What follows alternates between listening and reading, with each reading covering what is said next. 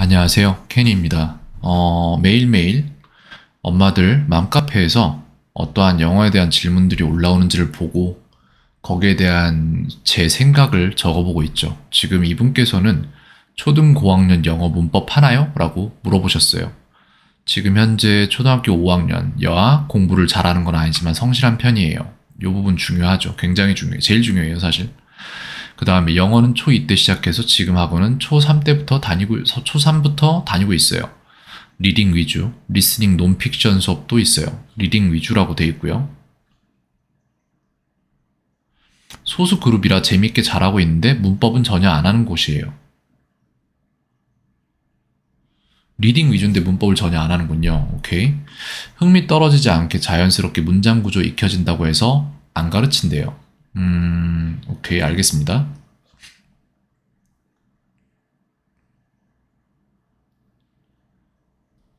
학기마다 승반고사를 보는데 꾸준히 승반하다가 이번 시험에서 승반 안 되었어요. 상담해보니 라이팅, 리스닝 잘 되지만 어법이 약해서 이 부분 일단 체크할게요.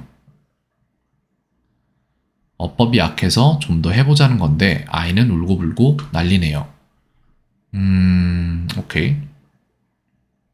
사실 저는 상관없는데 아이는 공부 욕심이 있던 건지 자존심이 상한 건지 아이 말은 문법은 안 알려주면서 어법을 못한다고 하는 게 무지 억울하대요.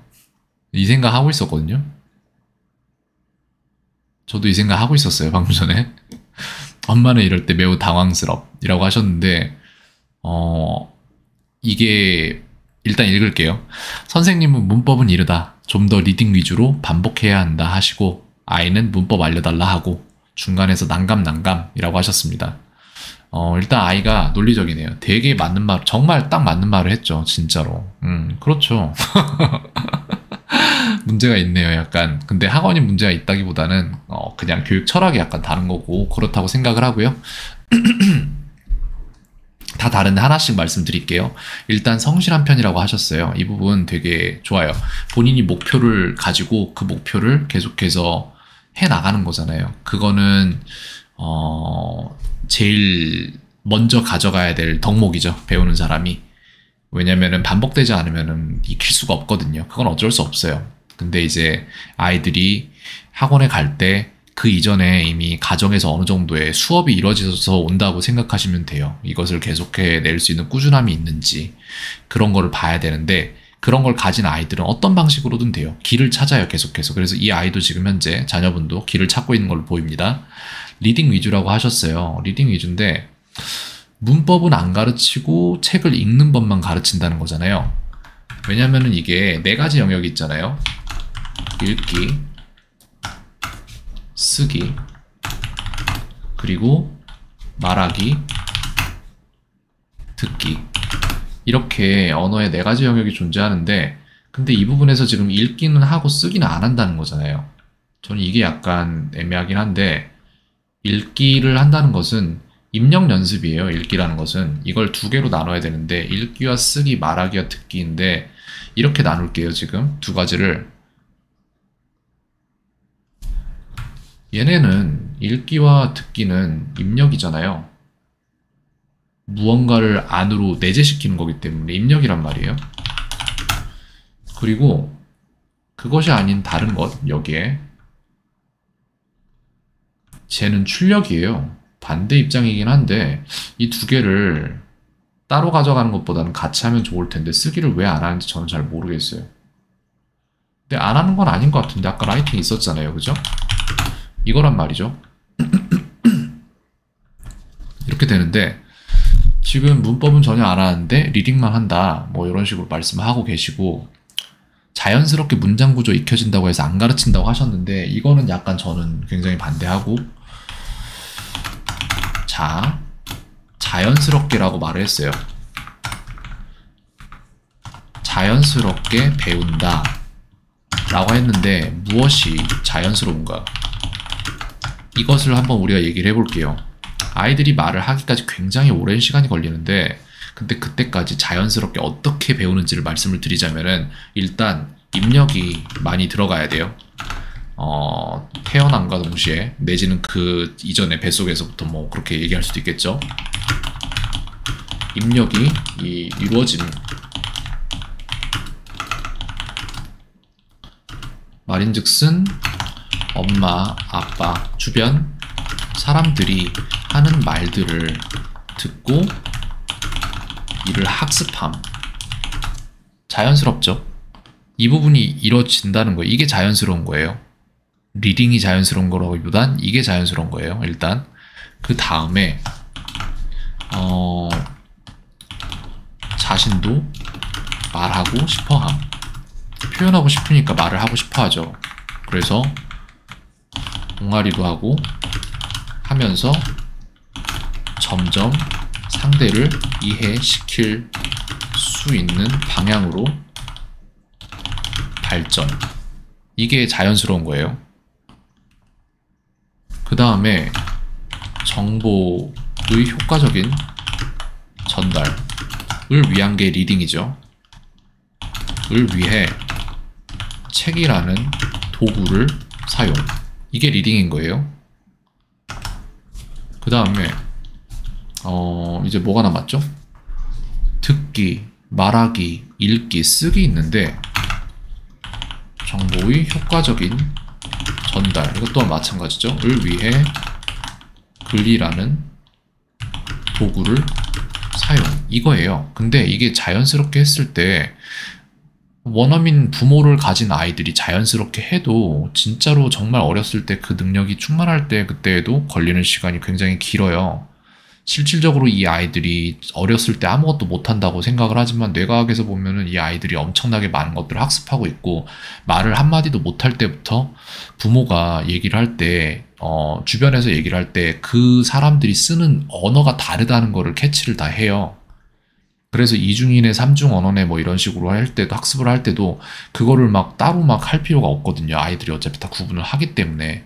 물론 어떤 거를 먼저 발현시키고자 한다면은 한쪽에 몰빵하는 경우도 있긴 하겠지만, 근데 아이들이 생각보다 언어 감각이라는 거를 일단 타고나고 어렸을 때 굉장히 많은 이벤트들을 겪으면서 그런 것들을 자연스럽게 배우는 건데, 여기에서 지금 현재 얘기하는 걸 보면은 자연스럽게 문장 구조가 익혀진다고, 리딩을 하면 자연스럽게 문장 구조가 익혀진다고 말씀을 하시는 거잖아요.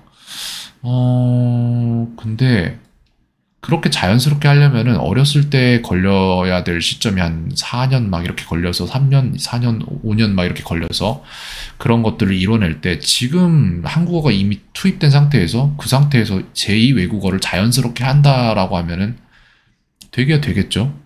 근데 글쎄요. 7년 넘을 것 같은데?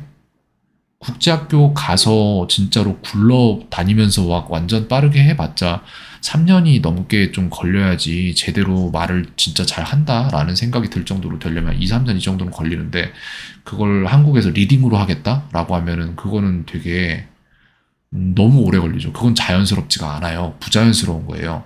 왜냐면은 이 아이들이 주변 사람들 하는 말을 듣고 그 말을 먼저 하는 이유는 뭐냐면은 태어나서 리딩을 먼저 할 수는 없는 거잖아요. 그리고 글을 먼저 쓸 수도 없는 거고 해서 이걸 먼저 하는 건데, 이게 자연스러운 건데 여기에서는 지금 리딩으로 한다고 얘기를 하는데, 근데 이미 이게 정보의 효과적인 전달을 위해서 말하기와 듣기, 말하기와 쓰기, 그 다음에 읽기까지 가능한 나이가 된 거잖아요. 초등학교 5학년이면은 이미 3학년 때, 2학년 때 다 뭐 그런 것도 되고 있고, 그러면은 그런 정보 전달의 효과적인 부분이 있는데 그걸 떼놓고 그냥 자연스럽다라는 이 말을 하면서 부자연스러운 방식으로 영어를 가르친다는 거 굉장히 비효율적이죠. 근데 이걸 돈을 버는 입장에서 생각하면 되게 효율적이에요. 왜냐면 아이들이 못 배워도 어차피 오면은 시간에 따라서 성과제가 아니잖아요. 학원은 시간제잖아요. 내가 얼마나 가르쳤냐에 따라서 돈을 받는. 그렇기 때문에 이 부분이 되게 좀 간과되는 부분이 많아요. 되게 보내놓고 있으면은 되겠지라는 생각으로 보내시는 분들 되게 많은데, 이거 확인하셔야 돼요.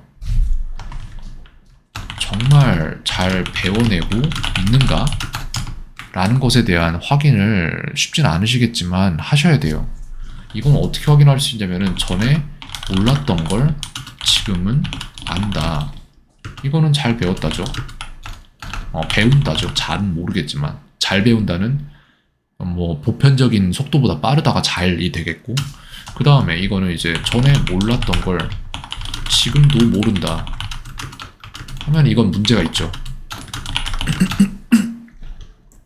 그리고 또한 여기에 지금 승반이 된다 안 된다라고 말씀을 하셨는데 이거는 속상할 수도 있을 것 같아요. 왜냐면은 자기랑 공부하던 아이들이 승반이 됐다고 하면은 자기는 그 아이들과 떨어지는 거고 그 밑에 있던 반 아이들이랑 같이 들어야 되는 거잖아요. 나이도 차이가 나기 시작할 거고, 그러면은 그거는 아이한테는 큰 문제죠. 정말 큰 문제죠. 이건 진짜 속상할 만하죠. 속상한 게 아니라 이걸 어떻게 해야 되나 싶은 막 그런 생각이 들 것도 같고, 저는 되게 힘들 것 같아요. 아이 입장에서 생각을 해보면 상담해보니 라이팅, 리스닝이 잘 되지만 어법이 뭔 소리죠? 잠깐만요. 이게 되게 애매한 거예요. 저도 지금 말씀드리기가.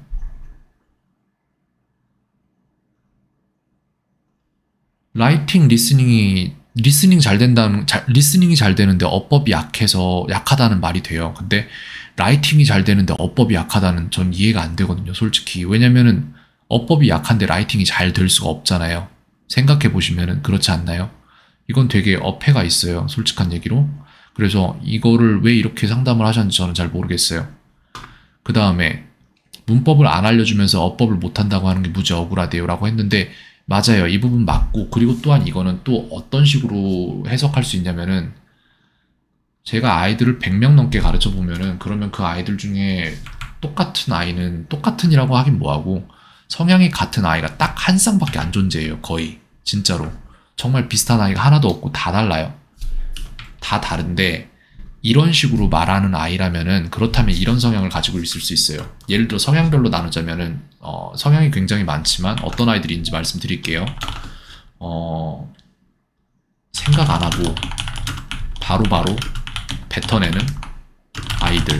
이 뱉는다는 것은 좀 글쎄요, 상스럽게 들릴 수 있을까요? 하지만 그건 아닙니다. 이거 같은 경우에는 말을 뱉어낸다는 얘기예요. 외국어를 생각 안 하고 바로 뱉어낸다는 것은 굉장한 어드밴티지예요. 진짜로 이거는. 그렇게 말을 하는 아이들이 말을 많이 해놓으면은 선생님들이 이거를 다듬어줄 여지가 생겨요. 근데 말을 한마디도 안 하는 아이를 제가 언어를 가르치기란 정말 힘들죠. 너무 힘들죠. 요런 아이들이 있어요. 다른 아이들은 또 어떤 아이들이 있냐, 반대급부에는 어떤 아이들이 있냐면은 자신이 진짜 안다고 판단될 때까지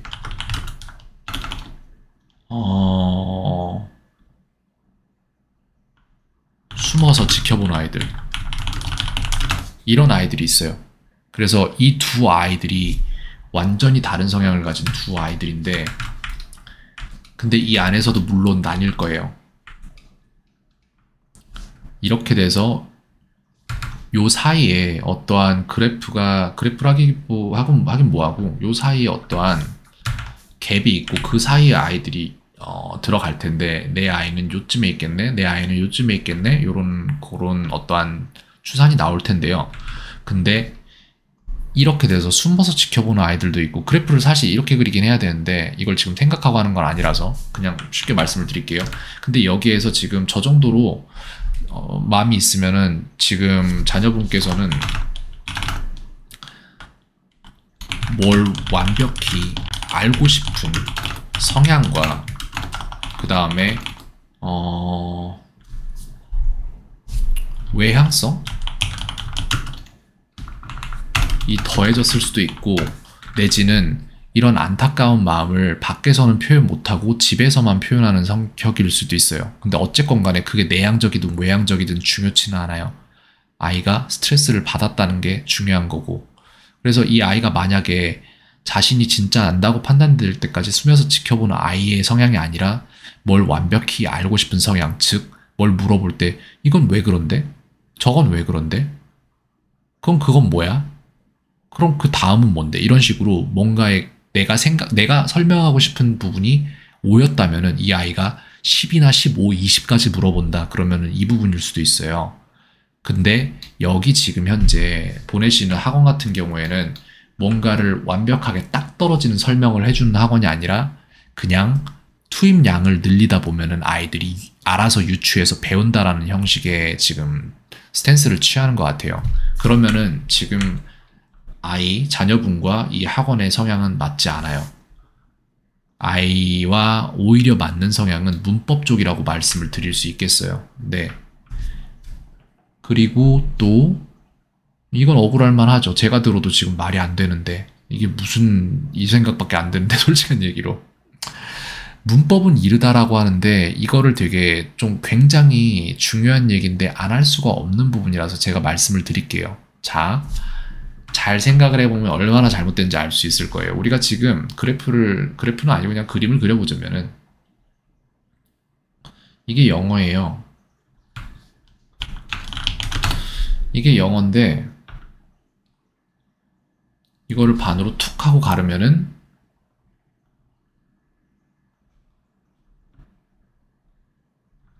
문법과 회화가 나올 거예요. 그죠? 이게 지금 현재 한국의 영어 시장을 양분하는 두 가지의 패러다임입니다. 그죠?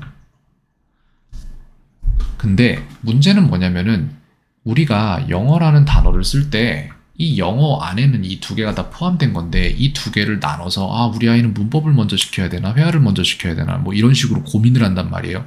근데 애초에 질문 자체가 굉장히 잘못된 질문이에요.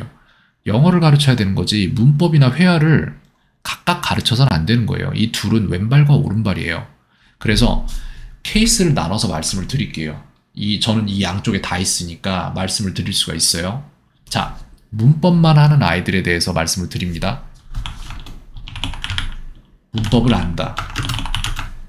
이게 첫 번째 이 아이들이 가진 특성이겠죠. 잘 됐을 때의 얘기예요.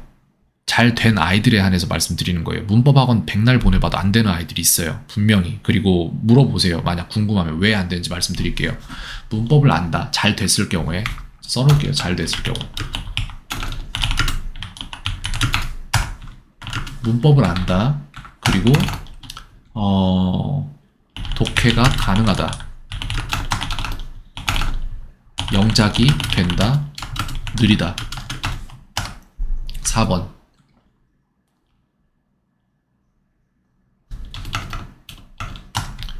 회화를 배우는 게 느리다.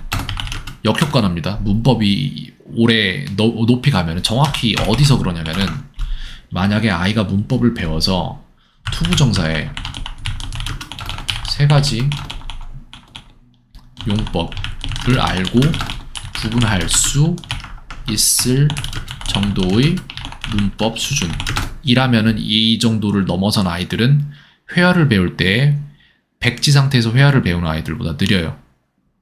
네, 알고 있기 때문에 머리에서 무의식적인 필터링이 일어나고 이렇게 여기 말했죠. 생각 안 하고 바로바로 뱉어내는 아이들 이게 안 돼요. 왜냐면은 본인이 말하는 게 이게 맞아? 이게 틀려? 이게 엄청나게 머릿속에서 메모리를 많이 잡아먹기 때문에 그렇기 때문에 기존에 가지고 있는 지식이 개입해서 더 안 좋은 결과를 만들어내요. 이 정도까지 간 아이들은. 이게 위험해요. 제가 볼 때는. 그러니까 왼발로만 계속해서 걸어왔어요. 이 아이들은. 그렇기 때문에 오른발을 같이 쓰는 게 더 불편한 거예요. 그 지경이 돼버려요. 나중에. 그래서 저는 이 두 개를 양립 가능한 부분이고 분명 그래야 되는 부분을 이렇게 나눠서 따로 가르친다는 거에 대해서 저는 좀 약간 굉장히 부정적으로 보고 있어요. 지금 현재도. 요게 이제 잘된 케이스가 이래요. 5번. 성적이 나온다. 이거 하나 때문에 성적이 나온다. 이거 하나 때문에 문법학원 보내시는 거잖아요. 그죠? 이렇게 되는 거예요. 그러면은 여기서도 똑같이 회화학원에서도 잘된 케이스가 있을 거예요. 이렇게 적어보자면은 회화학원에서 잘된 케이스는 거부감이 없다. 그래서 자기가 말을 잘하든 못하든 그냥 말을 해야 될 상황이 닥치면 그냥 해요. 왜냐면 표현에 중점을 두는 아이가 됐기 때문에 내가 말을 못하든 잘하든 내가 이 사람한테 내가 말하고자 하는 걸 설명해낼 수 있는 능력을 가졌다라는 믿음이 있고 그렇기 때문에 어떻게든 손짓 발짓을 해서라도 그게 되니까 그 다음 잘된 케이스라고 하면 뭐가 있을까요? 그래, 뭐 이런 거 있을 수 있죠. 듣고 이해한다. 이게 있죠. 회화에서 잘 된 케이스는. 그 다음에 말해서 이해시킨다.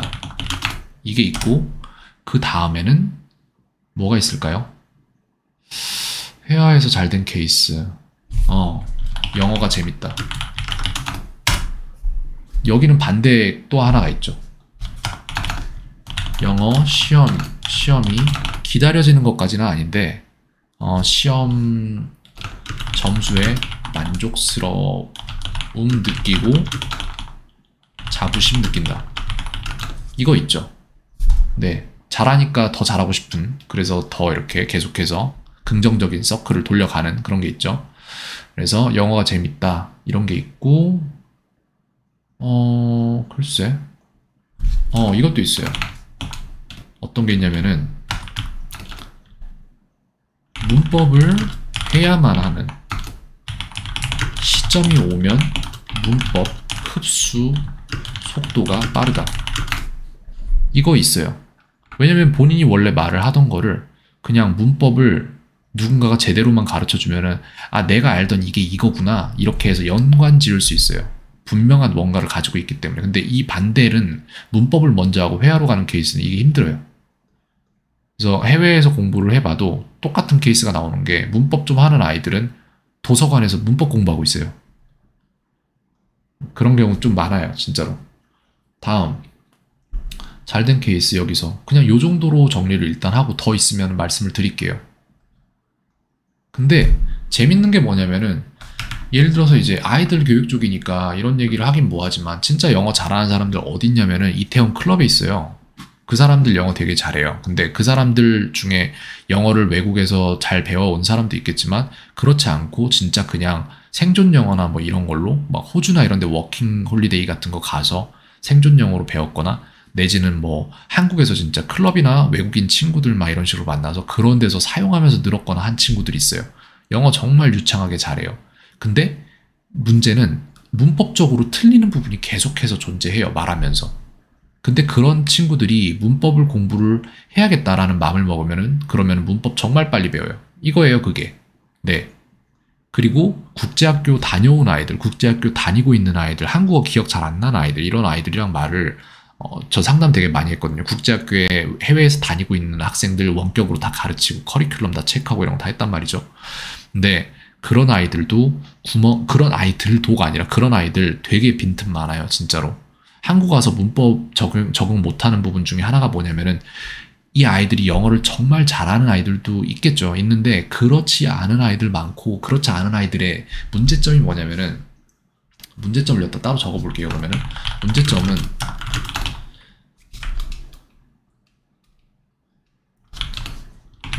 감에 의존해서 문장을 만들기에 항상 하던 짧은 말들은 정말 유창하게 하는데, 왜 이렇게 길게까지 이렇게 가지? 정말 유창하게 하는데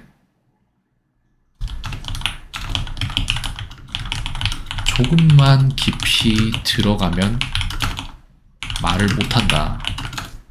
뭐 you know, it's like 이런 거 있잖아요. 추임새. 이런 추임새를 굉장히 많이 넣으면서 실제적인 알맹이가 없어져요. 그러니까 누가 보면은, 영어를 잘 못하는 분들이 보면은 쟤 영어 잘한다, 발음 봐, 막 이러고 있는데, 문제는 실질적으로 정보의 전달이 이루어지고 있냐? 라고 하면은 그게 안 되는 경우가 충격적으로 많았어요. 그래가지고는 이것 또한 답은 아니다라는 생각을 하게 됐고, 네, 그런 케이스들이 많습니다. 근데 너무 말이 3000%로 들어갔는데, 그래서 이걸 지금 정리하고 이제 영상을 끝내야겠네요. 저도 오늘 할 일이 남은 게 있어서.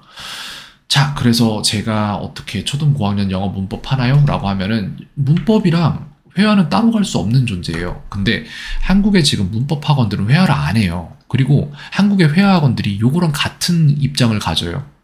아이들이 흥미를 잃는다는 말을 하면서 자연스럽게 배워야 한다면서 문법을 배제시켜요, 완벽히. 그런 학원들이 있어요. 완벽히가 아닌 학원도 있고 완벽히인 학원도 있는데, 큰 학원 중에 완벽히 배제시킨 학원도 있잖아요. 그 학원의 아이도 제가 가르치고 있어요, 지금 현재. 근데 학습 결손이 너무 많이 나요. 그리고 그게 치유가 안 돼요.